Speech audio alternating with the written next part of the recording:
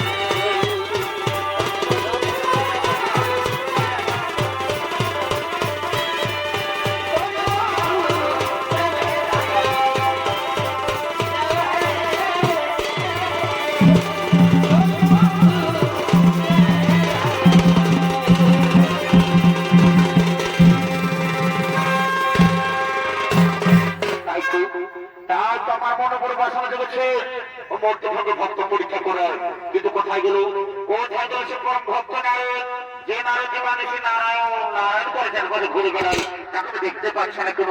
কোথায় গেল সে পরম ভক্ত নারায়ণ নারায়ণ।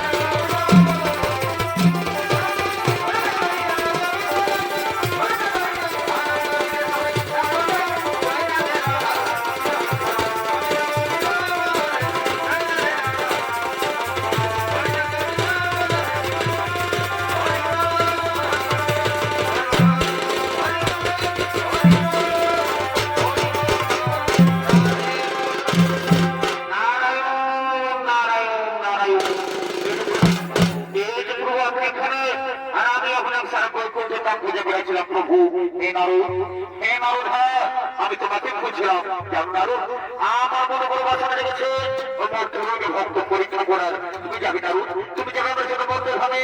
প্রভু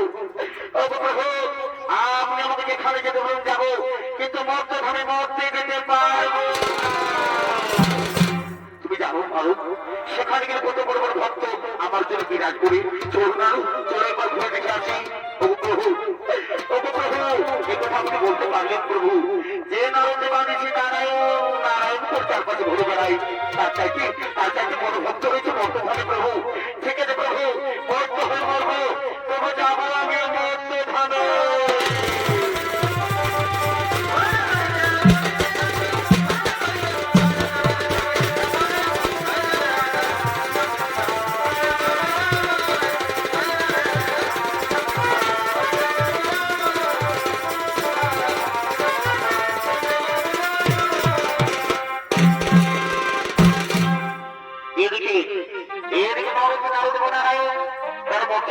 ভক্ত পরীক্ষা করার জন্য, তাই তার মর্তে থামিয়েছে, পিপাসায় কাতর হয়ে পড়ছে, তাই তাকে পিপাসা নিবার করার জন্য এসে উপস্থিত হয়েছে এক বুড়ির বাড়িতে। যে বুড়ির বাড়িতে একটি মাত্র গাভী, একটি মাত্র বাছুরি সম্বল, সেই বুড়ির বাড়িতে এসে উপস্থিত হয়েছে নারদ নারায়ণ ও নারায়ণ।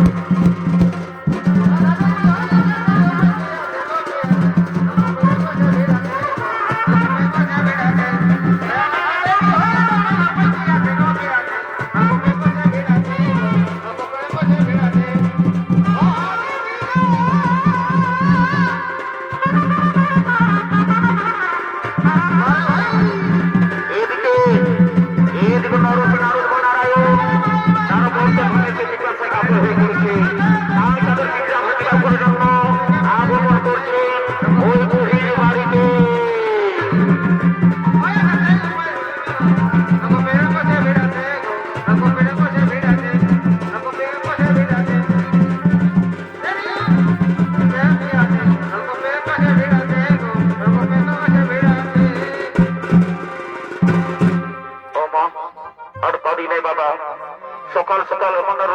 উঠেছে বাবা, মাছ একবারে ঠেকে যাচ্ছি, তো কি করবো? রিক্সা সামলাতেও লাগছে, না সামলালো চলছে না। ওরে বাবা রে, আমার গাড়িটা করে সকাল সন্ধ্যা খুলতে হয় বাবা। দাঁড়া দাঁড়া বাচ্চা, দাঁড়া দাঁড়া, দেখি তোর যদি বলে যদি পোয়াল পাতার ব্যবস্থা করতে পারে। দাঁড়া হি হাও, দাঁড়া দাঁড়া হি হাও, হি হাও। এই যে পাইছি, দেখো হি হাও, এই যে পাইছি বাবা। কি করবি বল?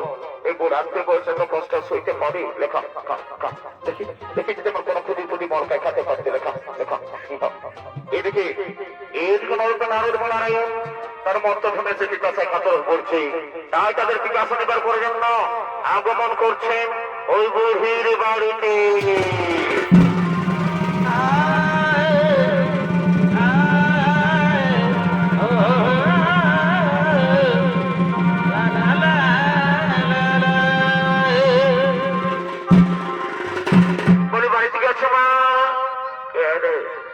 বাবা সকাল সকালে বুড়া বাঁচা মায়াটাকে বাবা মায় বলে ডাকলে কি মনে করে বুড়ির ঘর কালে বন্য বাবা?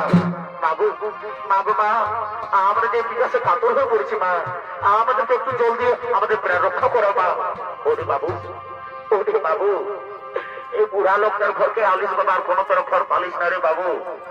হ্যাঁ রে, আমাদের জল আনতে যাওয়া শুয়ার নাই ছেড়ে বাবু, আমি কি করে তোদেরকে জল খাওয়াবো? শুন বাবা, এই বুড়ির ঘরকে যখন এসে পৌঁছেছি বাবু, তখন ঠিক তোদের আমি একটা ব্যবস্থা করে দিব।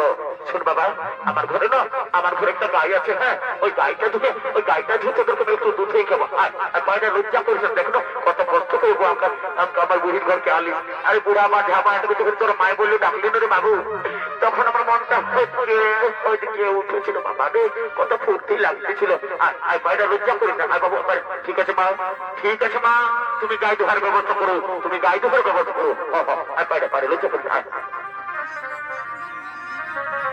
রে ঘুরঘুরা ও থাকলে রে দেন রে, তুমি বাছুরটা ছাড়ে রে কামাটা। সাবধানে সাবধানে, মা ছাড়ে দিলে ছাড়ে দিলে।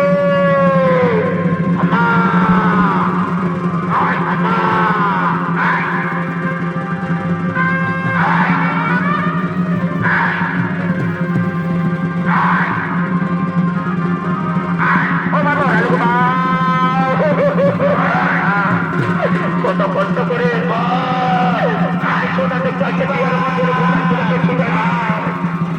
আমি উঠতে পারবো না মনে হচ্ছে। তোমাকে বড় জলে লেগেছে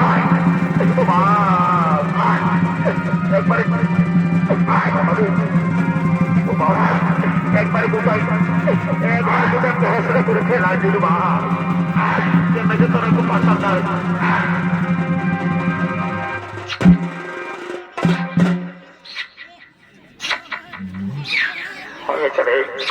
এই বাবার এর মজা দেখলে তুই হেন যদি সব চকর চকর করে খাই ফুরাবি, তা আমার ছেলে গেলে কি খাবো রে? দেখো তো কত সব দুটো ফুটফুটে বাবু চলে আসে। তুই মায়ের আদর খাতে দাও, আমাকে দুই ছেলে বাইরে আপনার করলো, বাইরে যা দুই ছেলে দাও। কোন দিকে ফাঁকিতে রেখেছি কে জানো বাবা? এই যে পাইছি একটু তুমি মায়ের আদর খাতে থাকে এক্ষুনি জানো। এই যে পাইছি বাবা রে, এত কষ্ট বুড়ান্তি বলতে কে থাকে বাবারা কে জানে। আর যখন আমাকে বুড়া মায়াটাকে যখন মায় বলে ডাকলো না, তখন আমার বুকটা ওইদিকে উঠেছিল বাবা রে, কি পড়তে লাগতেছিল। চলো তারা তো বেটা ঢুকে দেয়, ঢুকে দেয়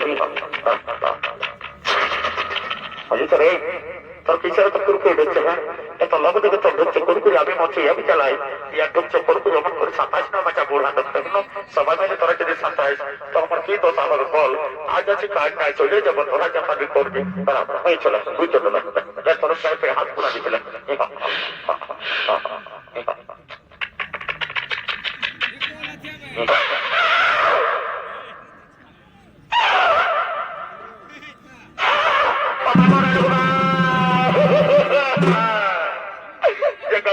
কিছু করে নাই এগোবা ছাড়া, আমি তোদেরকে বলছি গো, এই গাইতে বাবা আমাকে কবু কিছু করে নাই। আজ আমাকে লেখা আছে বলে কোন পোকলা কি করে দিলে কে জানে বাবা। আজ আমি ভেলা পাতো দিতে ভুলে গেছি আর মাদাল পাতো দিতে ভুলে গেছি। বলি গোড়াবি তো গোড়াবি লেখা দেখা একেবারে বুক ছাতিটাই লেখা বাবা। যেমন একেবারে বাবা আমি খালকে যাই কত কষ্ট করে আমি একটু দূর দেবো বলতেছিল ছেলেমেয়েরা কত ফুর্তি করে আমার ঘর গেল সকাল সকাল। আর ইয়ে লেখা আছে এমন করছে না সাতানিশ করে বাবা। দেখো বুড়া লোক এমন করে সাতালে হবে এখনই হয়ে যাক না ধরো ভর্তিটার কোন দিকে ফুটবল খেলা করে গোল ঢুকার দিল কে জানে বাবা। এই যে পাইছি ওরে বাবা রে এত কষ্ট মনুষ্য কে জানে বাবা। ঠাকুর এত লোকের মরণ হয় বাবা আমার কেন হয় না কে জানে। আমি কি আরো জমেরও রুচি বুঝি নাকি কে জানে বাবা। আমি চলে এখন কিছু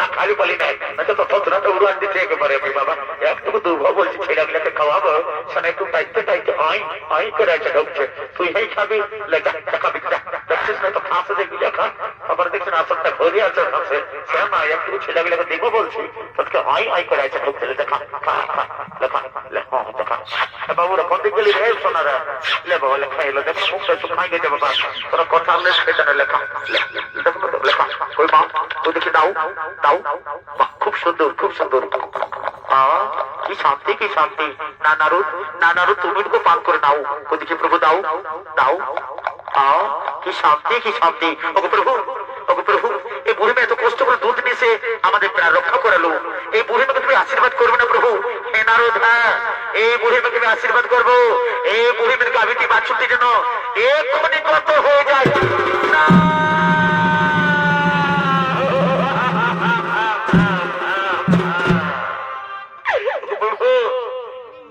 এই যে আশীর্বাদ নয় প্রভু এই বুড়ি মেয়ে এত কষ্ট করে আমাদের প্রাণ রক্ষা করালো এই গাহিনী বাছুরটিকে হরণ করে দিলে প্রভু।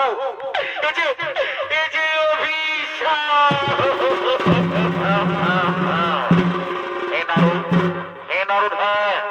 ভগবানের কাছে ভক্তের কঠিন পরীক্ষা জানেন আরো এই বুড়িমা গাভীটি বাছুরটির জন্য সম্পূর্ণরূপে আমার স্মরণে আসতে পারছিল না তাই যেন হংকর নিলাম আজ থেকে পরিবার সম্পূর্ণ দায়িত্ব আমার আজ থেকে পরিবার সম্পূর্ণ দায়িত্ব আমার। চলো নারদ আমার খুব খিদে পেয়েছে চলো আমরা অন্য কোথাও খাবারের সন্ধানে যাই।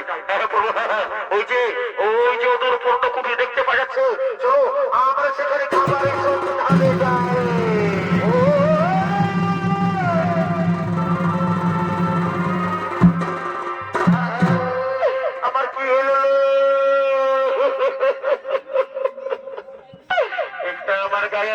ছিল সেটা আমাকে ছেড়ে চলে গেল। আমি যে কোনোদিন কারো কোনো ক্ষতি করি নাই কি করি আমি কিছু যে বুঝতে পারছি নাই। বলে রে ঘুরে ঘুরে কথা গেলে রাখো রে বাবু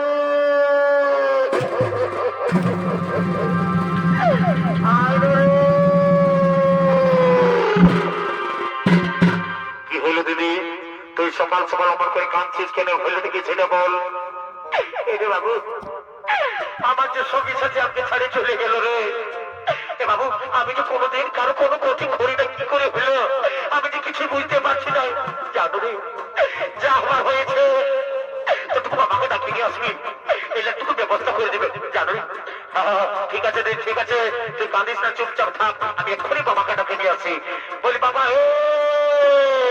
আয় আয় আয় আয় দেখবি আয় একদম পরিস্থিতি গাভিটা কি হয়ে গেছে ধর ধর ধর ধর আমরা এখানে ব্যবস্থা করতে বলছো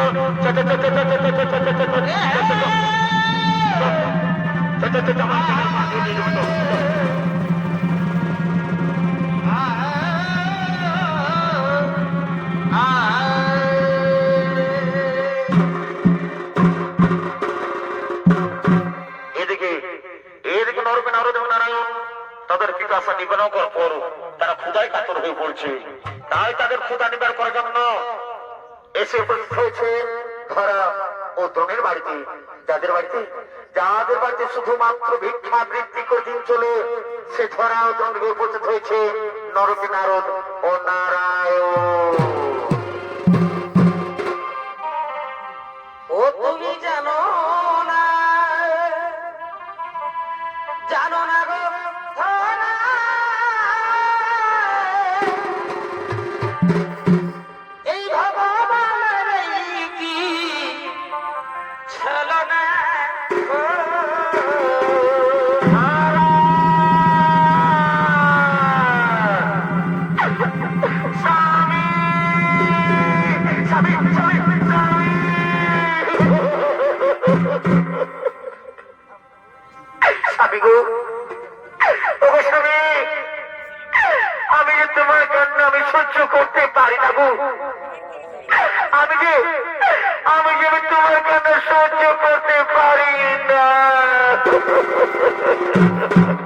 ধরা ওগো ধরা আমাকে যে ভিক্ষে করতে যেতে হবে ধরা ভিক্ষে করতে না গেলে আমাদের বাড়িতে উন্নত ধরবে না ধরা ওগো ধরা তুমি আমাকে বাধা দিও না ধরা আমাকে তো ভিক্ষে করতে যেতে দাও স্বামী আমার স্বামী নয় তা আমি তোমাকে কেমন করে ভিক্ষে করতে পাঠাইব আমি যে তোমার মুখে সবার থেকে একটু অন্য তুলে দিতে পারিনি বলো না স্বামী আমি তোমাকে কেমন করে ভিক্ষে করতে পাঠাই ধরা ও ধরা আমার লক্ষ্মী শোনা আমার তুমি আমাকে বাধা দিও না ধরা আমাকে ভিক্ষে করতে যেতে দাও ধরা তাহলে আমাদের বাড়িতে উনুন ধরবে না ধরা ও ধরা তুমি আমাকে বাধা দেবে ধরা আমি আসছি ধরা ধরা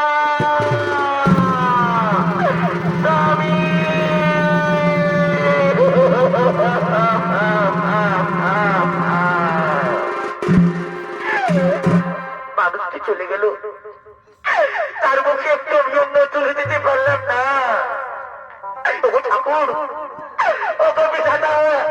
আমার মতো ভাগিনী নারীর জন্য বড় হয়ে ঠাকুর আমি নিজের মানুষটার মুখে একটু আমি অন্য তুলে দিতে পারলাম এদিকে নারায়ণ তারা ক্ষুধায় কাতর হয়ে পড়েছে তাই তাদের ক্ষুধা নিবারণ করার জন্য আগমন করছেন ওই ধরার বাড়িতে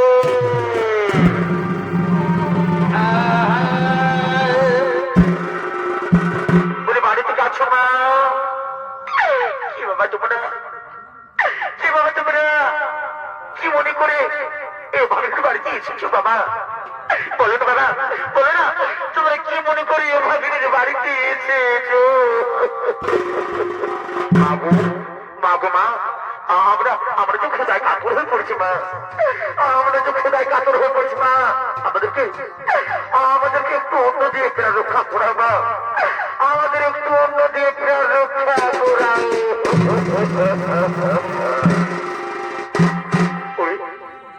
বাবা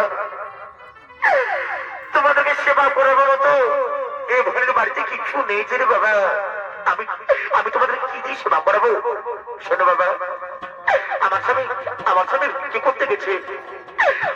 ভিক্ষে করতে গেছে সে ভিক্ষে করে রাত ফেরা পর্যন্ত আমি যে তোমাদের মুখে অন্য তুলে দিতে পারবো না শোনো বাবা আমার স্বামীর জন্য তোমরা একটু উপেক্ষা করো এক্ষুনি সে বাড়ি ফিরে আমার স্বামীর জন্য তোমরা একটু অপেক্ষা করো আমরা তোমার স্বামীর জন্য অপেক্ষা করছি আমরা তোমার স্বামীর জন্য এক্ষুনি অপেক্ষা করছি এদিকে ধরার স্বামী ভিক্ষে করে বাড়ি ফিরছে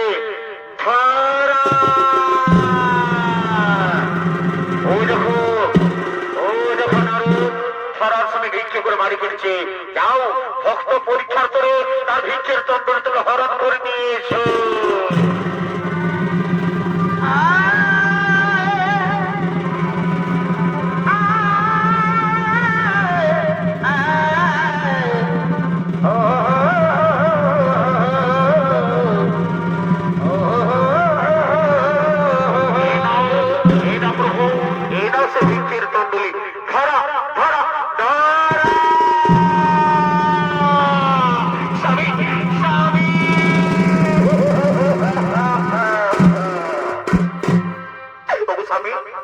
তুমি এসেছো গো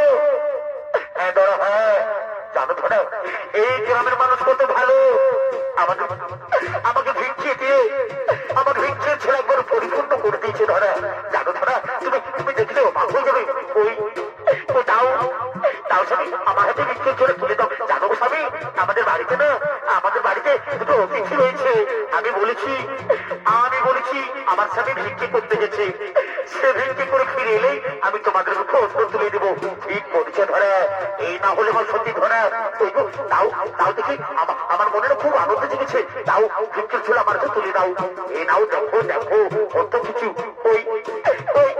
না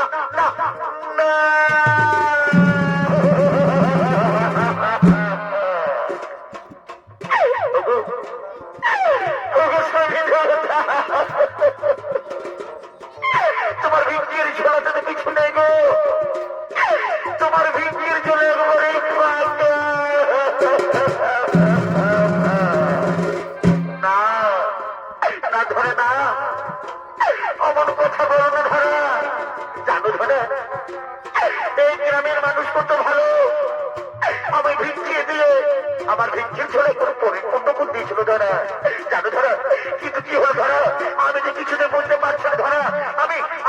কিছুতে বুঝতে পারছি না। ওগো ওগো স্বামী দেবতা, আমি এখন করি কি উপায় গো? বলো না স্বামী, আমি যে তাদের বলেছি আমার স্বামী ভিক্ষে করে ফিরে এলে আমি তোমাদেরকে অন্য তুলে দেবো। বলুন স্বামী, আমি কি অন্য তুলে দিতে পারবো না? স্বামী, আমি যে তাদের পক্ষে অন্য তুলে দিতে না পারি, আমি যে মহা পাপী হব। ধরা, ওগো ধরা, তুমি কেঁদো না ধরা। জানো ধরা, একটি উপায় আছে ধরা। আমি যদি আবার ভিক্ষে করতে যাই, কেউ তো আমায় ভিক্ষে দেবে না, সবাই তোমাকে চিনে ফেলবে, সবাই তোমাকে দূর দূর করে তাড়িয়ে দেবে। শোনো ধরা, যাও যাও, তুমি ভিক্ষে করে নিয়ে এসো, ভিক্ষে করে নিয়ে এসে তুমি অতিথির সেবা করাও। ওগো স্বামী দেবতা, আমি যে কোনোদিন ভিক্ষে করে নেব, কেমন করে ভিক্ষে করতে হয় আমি তা তো জানি না। শোনো ধরা, এ তোমার স্বামীর আদেশ, এ তোমাকে পালন করতে হবে। যাও ধরা, যাও, তুমি ভিক্ষে করে নিয়ে এসো। ওগো স্বামী, আমি ভিক্ষে করবো, আমি যে কোনোদিন ভিক্ষে করতে জানিনি, আজ আমি স্বামীর আদেশ পালন করতে, আজ আমি ধারে ধারে ভিক্ষে করবো। ওগো মামাসিরা, ওগো দাদা, আমার যদি ভিক্ষে রক্ষা করো, আজ আমি বড় অসহায়, আমি আসছি স্বামী।